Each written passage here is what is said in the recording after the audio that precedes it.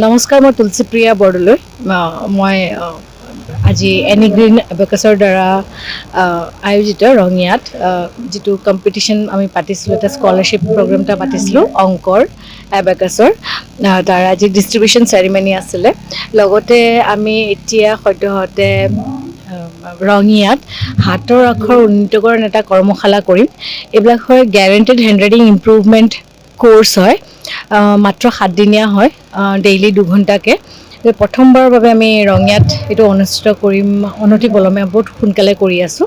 লগতে এতিয়া এবেকাছৰ লগতে যিটো বেদিক মেথছ হয়, বেদিক মেথছৰ ক্লাছেছবিলাক আজিৰ পৰা ধৰক আৰু এসপ্তাহ 10 দিনৰ পৰা ইয়াত কৰা হ'ব। বেদিক মেথছৰ ক্লাছ 6ৰ পৰা ওপৰলৈকে কৰা হয়, মানে শিকোৱা হয়। এতিয়া ইয়াত আপোনাৰ এবেকাছটো জুনিয়ৰ এবেকাছ আৰু ছিনিয়ৰ এবেকাছ দুটা এবেকাছ আছে। সেই দুটা মানে কেজি নাৰ্চাৰী লেভেলৰো এটা এবেকাছ থাকে আৰু এটা আপোনাৰ 1ৰ পৰা আপোনাৰ 12লৈকে থাকে। গতিকে এই গোটেইখিনি এটা ইনষ্টিটিউটতে গোটেইখিনি পোৱা যাব। হাতৰ আখৰ, অসমীয়া হাতৰ আখৰে, ইংৰাজী যিটো কেলিগ্ৰাফি বুলি কয়, আৰু মেথছৰ গোটেইখিনি সমস্ত যিখিনি প্ৰব্লেমছ আছে সেইখিনি আপোনালোকে ভিভিড কেয়াৰত আহিলে আপোনাৰ সেইখিনি চলিউশ্যনটো পাই যাব। প্ৰায় আমাৰ ইয়াত 100ৰ ওপৰত ল'ৰা ছোৱালী আহিছে, কিন্তু আমি আশা কৰিছিলোঁ যে 300 ল'ৰা ছোৱালী দিছিলে, কিন্তু বহুত ল'ৰা ছোৱালী আজি অনুপস্থিত আছে। কিন্তু এই প্ৰগ্ৰামটো যথেষ্ট সঁহাৰি পাইছোঁ আমি ৰঙিয়াত। আজি কাৰ্যসূচী মানে আমাৰ যোৱা এপ্ৰিলৰ 21 তাৰিখে 2024 চন ৰঙিয়া কলেজত আমাৰ এটা কম্পিটিটিভ এক্সাম হৈছিলে VVT DCR ফালৰ পৰা। একচুৱেলি আমাৰ এইটো মেইনলি এবাকাছ চেণ্টাৰ হয়, এবাকাছ বেদিক মেথছ এইবিলাকৰ। তো আমি কম্পিটিটিভ এক্সাম ইয়াৰলি আমি 2টা পাতোঁ। তো আমাৰ ফাৰ্ষ্ট এক্সামটো হৈছিলে 21 এপ্ৰিল 2024। তাৰে আমি ৰিজাল্টটো দিছিলোঁ মে'ৰ 8 তাৰিখে। বাট যিখিনিয়ে পাৰ্টিচিপেট কৰিছিলে তেওঁলোকক আমাৰ চাৰ্টিফিকেট প্লাছ মেডেল আৰু এইখিনি আমি ডিষ্ট্ৰিবিউট কৰা হোৱা নাছিলে, যাৰ কাৰণে আজি আমি মিটিংখন আমি আয়োজন কৰিছিলোঁ। তো যিখিনিয়ে পাৰ্টিচিপেট কৰিছে, অকল যোনে পজিশ্যন হ'ল্ডাৰ তেওঁলোক নহয়, যিমানে পাৰ্টিচিপেট কৰিছে আমি সকলোকে চাৰ্টিফিকেট দিছোঁ। ল'ৰা ছোৱালীখিনিৰ উৎসাহৰ কাৰণে দিছোঁ আৰু বাকী প্ৰথম 10টাৰ গোটেইখিনিক আমি প্ৰথম 10টাকে আমি মেডেল আৰু চাৰ্টিফিকেট দিছোঁ। আজি মানে কিমান ষ্টুডেণ্ট আছিল ইয়াত? নিয়াৰ এবাউট আজি 300 প্লাছ ষ্টুডেণ্ট আজি আহিছিলে মানে ইয়াতে, আৰু বহুত কিছুমান অহা নাই, কিছুমানৰ গৰমৰ বন্ধ চলি ফুৰিব গৈছে, কিছুমানৰ স্কুল খোলা আছে, যেনেকৈ KV কেন্দ্ৰীয় বিদ্যালয় আমাৰ খোলা আছে তেনেকুৱা আৰু নেক্সট আমাৰ এতিয়া এইটো পৰ্যায় আমাৰ শেষ হ'ল। নেক্সট আমাৰ এইটো যোনটো এক্সাম পাতিছিলোঁ এইটো আমাৰ স্কলাৰশ্বিপ এক্সাম আছিলে। প্ৰথম 3টা মানে প্ৰত্যেকটো গ্ৰুপৰে প্ৰথম 3টা মানে স্কলাৰশ্বিপ দিয়া আমাৰ কথা আছিলে।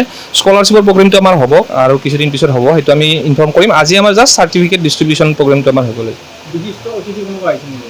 হয়, বিশিষ্ট অতিথি আমাৰ এনি গ্ৰীণ এবাকাছৰ আমাৰ এইটো ফ্ৰেঞ্চাইজি হয়। তো এনি গ্ৰীণ এবাকাছৰ CMD তুলসীপ্ৰিয়া বৰদলৈ বাইদেউ আহিছিলে তেখেত, আৰু আমাৰ প্ৰবীণ চন্দ্ৰ দাস তেখেত আমাৰ ৰিটায়াৰ্ড প্ৰিন্সিপাল হয়, তেখেত আমাৰ এক্সামিনেশ্যন কণ্ট্ৰলাৰ আছিল। আমাৰ সেই দুজনে আমাৰ বিশিষ্ট অতিথি আছিল আজি। কিমান বছৰ হ'ল আপোনাৰ এইটো আমাৰ 2 বছৰ হৈ গ'ল।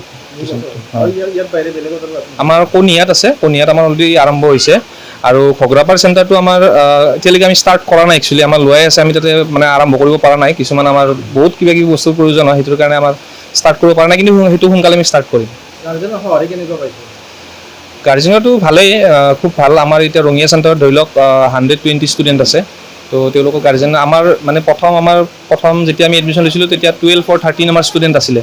আৰু এতিয়া যিমানখিনি ষ্টুডেণ্ট আছে গোটেইখিনি আমাৰ পেৰেণ্টছৰ মানে ৰেফাৰেঞ্চতে অহা আমাৰ এনেকুৱা বেনাৰ বা এনেকুৱা এডভাৰটাইজ তেনেকুৱা কৰা নাযায়।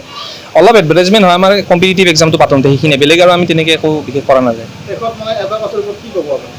চাওক, এবাকাছটো খুবেই জৰুৰী। এবাকাছটো একচুৱেলি ল'ৰা ছোৱালীৰ মানসিক আৰু বৌদ্ধিক বিকাশৰ কাৰণে এবাকাছটো খুবেই প্ৰয়োজনীয়। তাৰোপৰি আজিকালি আপোনাৰ কম্পিটিটিভ বহুত ধৰণৰ বস্তু কম্পিটিটিভ এক্সাম হৈ থাকে, বা ইন ফিউচাৰ যেতিয়া ল'ৰা ছোৱালী অলপ উচ্চ শিক্ষাৰ ফালে যায় তেতিয়া তেওঁলোকক মানে এই এবাকাছটোৰ প্ৰয়োজনীয় তেওঁলোকৰ মানে আহিব। তেতিয়া মানে এতিয়াৰ পৰা যদি শিকি থৈ দিয়ে তেতিয়া অহা দিনলৈকে সেই বস্তুটো নোহোৱা হয়, আৰু খুব মানে এটা স্মাৰ্ট হয়। আৰু আপোনাৰ যোনটো কনচেনট্ৰেশ্যন প্ৰব্লেম, আমাৰ পেৰেণ্টছৰ এটা খুবেই প্ৰব্লেম যে ল'ৰা ছোৱালীখিনিৰ পঢ়াত কনচেনট্ৰেশ্যন খুব কম, মেথছক খুব ভয় কৰে, সেই বস্তুটো একেবাৰে নাইকিয়া হয়।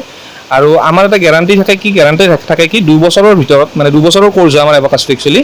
2 বছৰৰ ভিতৰত বাচ্ছাটো এটা আমি হিউমেন কেলকুলেটৰলৈকে কনভাৰ্ট হয়, মানে আমি কেলকুলেটৰ বনাব পাৰোঁ যেতিয়া যিখিনি আমি দিওঁ তেওঁলোকক কোৰ্ছ, বা যিখিনি আমি তেওঁলোকক গোটেইখিনি ঘৰত যেনেকৈ কৰিব দিওঁ তেনেকৈ যদি কৰে, গতিকে তেওঁলোক হিউমেন কেলকুলেটৰলৈকে ৰূপান্তৰ কৰিব পাৰি এটা এবাকাছ কৰিলে।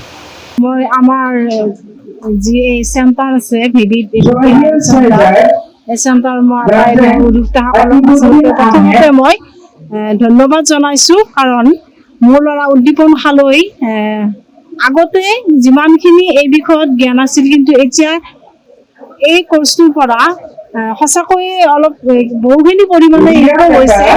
সেইকাৰণে মই সকলোকে জনাওঁ যাতে এই বিষয়ে সকলোৱে জ্ঞান লয় আৰু এডমিশ্যন লয়, সকলোৱে যাতে এই বিষয়ে কিছু আগবাঢ়ি যায়।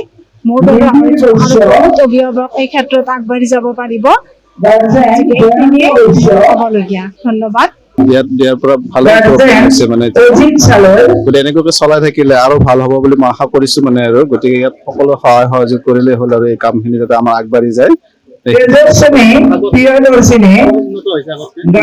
উন্নত হৈছে আৰু লাগি থাকিলে আৰু ভাল হ'ব। ইয়াৰ কাৰণে আমাৰ মানে আমাৰ গাৰ্জেনখিনি আৰু ইয়াৰ লগত যিটো আমাৰ হেৰি আছে মানে এবেকাছ যিটো আছে এইটো গোটেইখিনিৰ লগত জড়িত হৈ থাকিলে বস্তু বহুত ল'ৰা ছোৱালীয়ে ভাল সক্ষম হৈছে আৰু সেইটো শিকিলে বহুত মানে অভিজ্ঞতা হয়, মানে এবেকাছৰ যিটো হেৰি ফলাফল পাইছে বহুত ল'ৰা ছোৱালী। এইখিনিয়ে ক'লো আৰু মোৰ ল'ৰা আছে ধীৰাজ্যোতি কলিতা, এবছৰ হৈ গ'ল আৰু ইয়াৰ আগতকৈ বহুত ইম্প্ৰুভ হৈছে আৰু